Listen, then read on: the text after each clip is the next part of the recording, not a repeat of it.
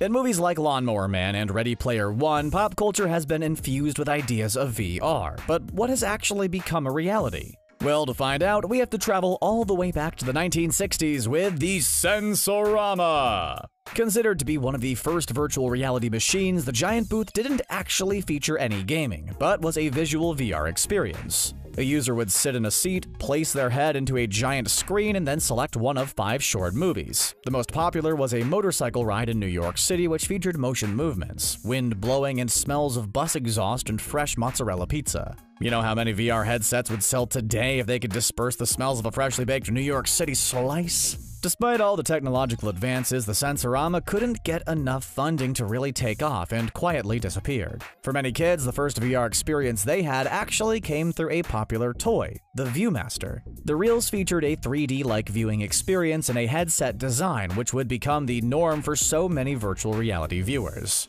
The world of virtual reality pretty much took a back seat as a focus on traditional video games grew in the 70s and 80s. Home-based gaming grew, arcades became extremely popular, and gaming companies were looking for ways to provide players with new and exciting ways to play. Sega was the first company to take a big leap into VR with their announcement of the Sega VR in 1991. The success of the Sega Master Drive and Genesis helped boost the company's portfolio and led to more development opportunities. Unfortunately, the Sega VR never got a mainstream release. Showcased year after year, Sega never got the VR system off the ground, running into technological problems and not delivering on the experience they promised. The only way to use the Sega VR was through select machines found at Sega World or Sega Park, exclusive theme park arcades located throughout the United Kingdom. While Sega failed to deliver a major release, Nintendo forged ahead with what may be one of their biggest bombs, the Nintendo Virtual Boy. The tabletop system pretty much featured everything wrong with VR technology at the time.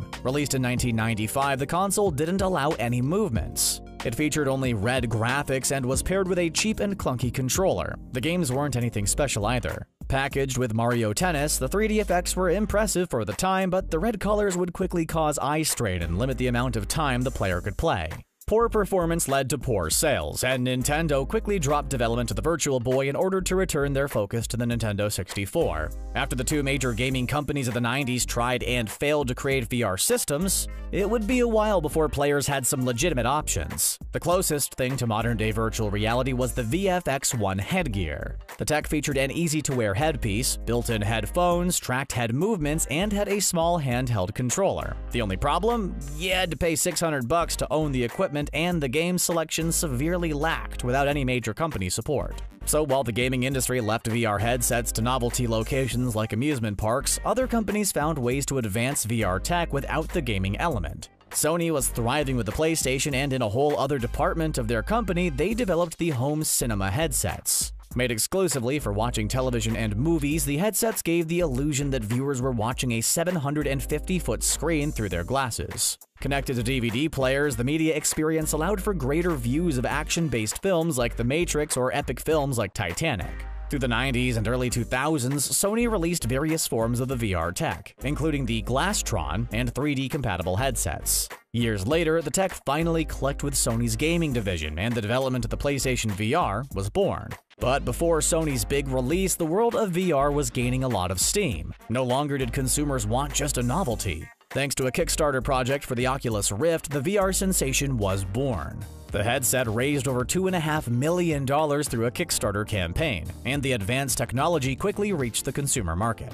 Released in 2016, the Oculus Rift VR finally showcased how the novelty caught up with advanced technology. HD graphics, real-time head tracking, and interactive features allowed gamers to enter into immersive worlds and games. The Oculus Touch accessories included motion control devices to help players draw, punch, kick, and grab objects in their virtual worlds. Novelty games like Hot Dogs, Horseshoes, and Hand Grenades quickly became bestsellers and still remains popular today. Vader Immortal gives players lightsaber battles they only ever dreamed of, and Job Simulator features a collection of fun minigames set in a virtual world.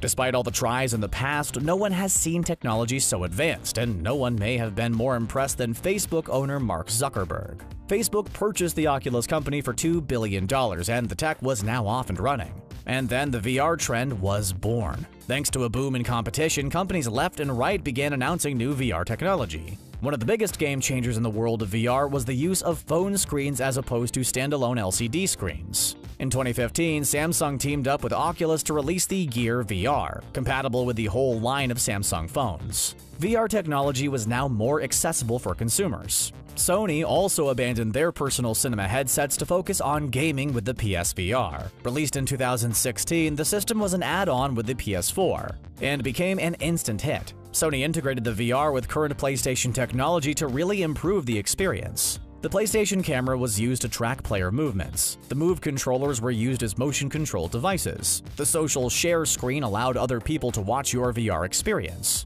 truly adding a multiplayer element to the technology. Owning the headset gives gamers access to plenty of free games and experiences to show the tech off. The Spider-Man Far From Home virtual reality experience is a free download which allows players to swing through New York City in their favorite Spider-Man costume. Some of the best games for the PSVR are the simplest ones. Take Beat Saber for example. Players wield a lightsaber in each hand and must slash at boxes to the beat of popular songs. The VR headset even works for non-VR games. Enter the cinematic mode to watch movies, stream YouTube videos, and play regular PlayStation games. Much like their Glasstron, the visual illusion makes it feel like you're watching a movie theater screen.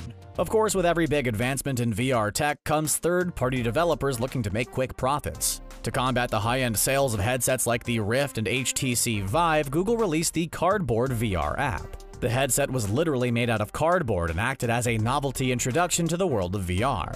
App developers released adventure apps, horror survival games, and interactive games where no controller was needed. Even the Viewmaster entered true VR territory by teaming up with Google Cardboard to release the Viewmaster Virtual Reality Viewer in 2015. Apps allow players to explore full worlds and bring Viewmaster classics to life. Nintendo also got back into the virtual reality game with the Labo VR kit. Also made of cardboard, the whole Switch console could slide into the headset and give players VR game options. There are standalone VR games and several VR game add-ons for titles like Zelda Breath of the Wild. The Labo kit isn't as advanced as Sony's kit, giving Sony a huge lead in VR tech for home consoles. And as VR advances, so does the mixture with augmented reality. Microsoft may not have a VR headset for the Xbox, but they are taking steps forward and could have some hardware available for the Xbox Series X within the next couple of years. Microsoft's proof of concept has come with the Windows Mixed Reality, a VR experience which pulls the Windows operating system out of the monitor and into the real world. The Windows Mixed Reality includes headsets like the HP Reverb series and easy access to the growing library of VR games. Microsoft has also attempted to create a VR social space with AltSpace VR. Meet up with people, hold concerts, and experience VR in a whole new way. Clearly, AltSpace is in its early days, but the app has so much potential to showcase what the future holds for VR technology. Like their current console war, Sony will aim to stay one step ahead of Microsoft. Rumors persist on a VR 4K upgrade for the release of the PS5, giving Sony a huge step into the future of VR. But while Sony takes the lead, some of the best use of VR gaming tech may not be at home at all. The rise of arcades has begun again thanks to the wireless VR headsets. But these are not like arcades of the past with machines lined up side by side. The arcades are essentially large empty rooms with props and features designed to replicate the digital world players play in. Just think of your favorite laser tag or paintball field, but with everything replaced with VR technology. Players strap on headsets and enter virtual worlds like jungles or outer space. Teams work together to go on missions, and virtual avatars allow you to easily see other players. The best part of the technology for the consumer is the cost. Why pay $600 for VR gear and even more for extras and accessories while you become limited to the space of your living room? The VR arcades make the best use out of the technology, save money, and actually bring us one step closer to the lively worlds of Ready Player One.